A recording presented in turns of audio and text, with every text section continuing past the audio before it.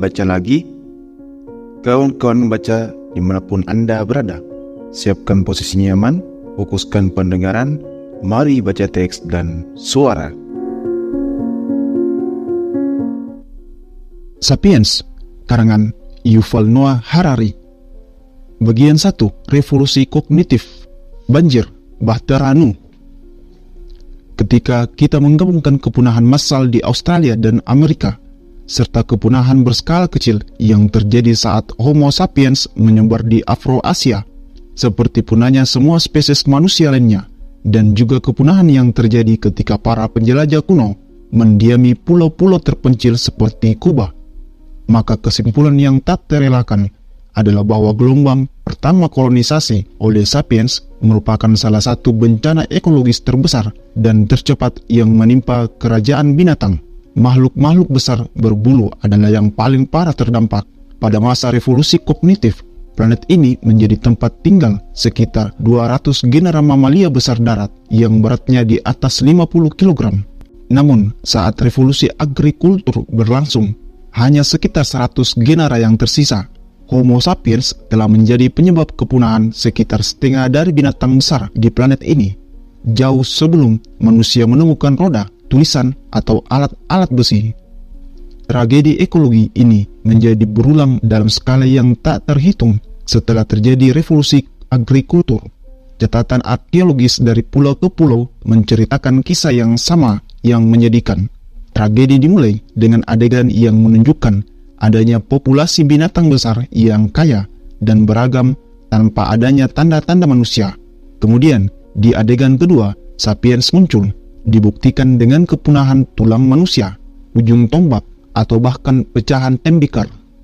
Adegan ketiga segera menyusul di mana manusia laki-laki dan perempuan mendominasi panggung dan sebagian besar binatang besar seperti banyak binatang kecil lainnya menghilang. Madagaskar, sebuah pulau besar yang terletak sekitar 400 km di sebelah timur daratan utara Afrika, merupakan contoh yang terkenal. Selama jutaan tahun terisolasi, terbentuklah koleksi binatang yang unik di sana. Di antaranya termasuk burung gajah, binatang yang tidak dapat terbang dengan tinggi mencapai 3 meter dan berat hampir 0,5 ton, burung terbesar di dunia, serta lemur, raksasa, primata terbesar di bumi. Tiba-tiba sekitar 1500 tahun yang lalu, saat manusia pertama menginjakkan kaki di pulau tersebut, burung gajah, lemur raksasa, dan sebagian besar binatang besar lainnya di Madagaskar lenyap. Di Samudra Pasifik, gelombang kepunahan pertama dimulai sekitar 1500 tahun sebelum Masehi, ketika petani Polinesia mulai mendiami kepulauan Solomon, Fiji, dan Kaledonia Baru. Mereka secara langsung maupun tidak langsung menghancurkan ratusan spesies burung, serangga, bekicot, dan makhluk lainnya. Gelombang kepunahan kemudian perlahan bergerak ke timur, selatan, dan utara, menjalar ke pusat Samudra Pasifik, menghilangkan fauna unik di Samoa dan Tonga, yaitu tahun 1200 sebelum Masehi. Kepulauan Marquis tahun 1 Masehi, Pulau Pascha, Kepulauan Cook, dan Hawaii tahun 500 Masehi, dan akhirnya mencapai Selandia Baru tahun 1200 Masehi. Bencana ekologis serupa terjadi hampir setiap 1000 tahun di pulau-pulau yang tersebar di Samudra Atlantik, Samudra India, Samudra Arktik, dan Laut Mediteran. Para arkeolog telah menemukan bukti bahwa di pulau-pulau terkecil, bahkan burung-burung, serangga, dan bekicot hidup di sana dalam jumlah yang tak terhitung, namun musnah ketika manusia petani pertama kali datang.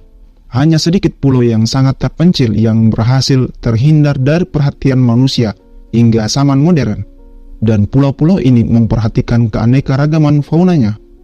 Salah satu contohnya adalah Kepulauan Galapagos yang terkenal, yang tetap tidak dihuni manusia hingga abad ke-19, sehingga menjaga keberadaan binatang-binatang uniknya, termasuk penyu raksasa, yang seperti Diprotodon kuno tidak takut pada manusia.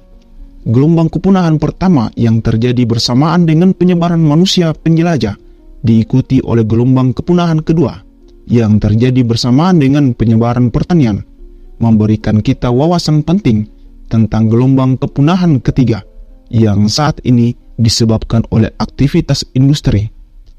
Jangan terperdaya oleh cerita-cerita bahwa nenek moyang kita hidup secara harmonis dengan alam. Jauh sebelum revolusi industri, Homo sapiens telah meninggalkan jejak dalam rekam jejak organisme lain, mendorong banyak spesies tumbuhan dan binatang menuju kepunahan. Sebagai spesies, kita memiliki reputasi yang meragukan, sebagian pembunuh paling mematikan dalam sejarah biologi. Mungkin jika lebih banyak orang menyadari tentang gelombang pertama dan kedua kepunahan, mereka akan lebih peduli terhadap gelombang ketiga yang sedang terjadi saat ini. Jika kita mengetahui berapa banyak spesies yang telah punah karena aksi kita akan lebih termotivasi untuk melindungi spesies yang masih bertahan. Hal ini terutama relevan untuk binatang laut yang besar. Berbeda dengan rekan-rekan mereka di darat, binatang laut besar secara relatif kurang terdampak oleh revolusi kognitif dan pertanian. Namun, saat ini mereka mengalami resiko kepunahan akibat polusi industri dan eksploitasi berlebihan oleh manusia terhadap sumber daya laut. Jika kondisi ini terus berlanjut dengan kecepatan saat ini, paus, hiu, tuna, dan lumba-lumba berisiko mengikuti jejak Diprotodon, kungkang darat, dan mamut menuju kepunahan. Di antara semua makhluk besar di dunia ini, hanya manusia sendiri yang selamat dari banjir manusia, sementara binatang-binatang di ladang menjadi tawanan di atas geladak Bahtera Nuh. Bersambung ke bagian 2, revolusi pertanian. Sekian dan terima kasih. Semoga bermanfaat.